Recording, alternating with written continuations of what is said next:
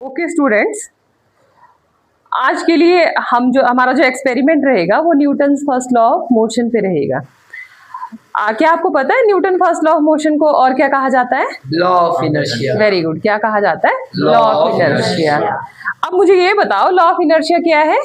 An object is at rest, it will remain at rest, and an object is in motion, it will remain in motion in a straight line at a constant speed unless an external unbalanced force acts on it.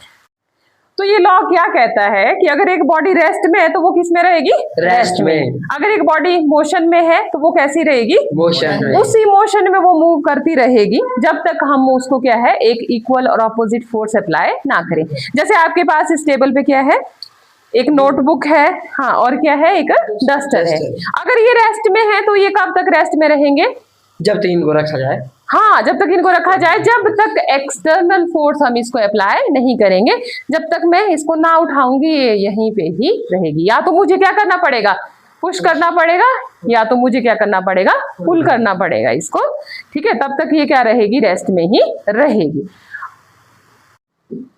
मेरे हाथ में क्या है? एक bottle है। अब मैं इसको ग्राउंड पे जब फेंकूंगी तो आप देखेंगे अब ये क्या कर रही है?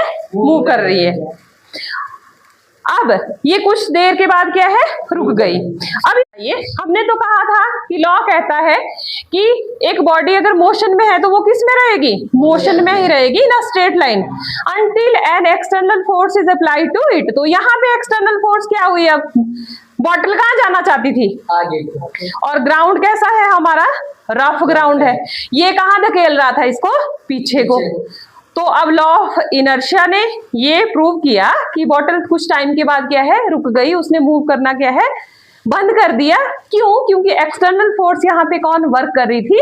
फ्रिक्शन। Very good. क्या यहाँ पे एक्ट हो रहा था? फ्रिक्शन। तो आज के लेक्चर में एक्सपेरिमेंट से समझ आया आपको? Newton first law of motion.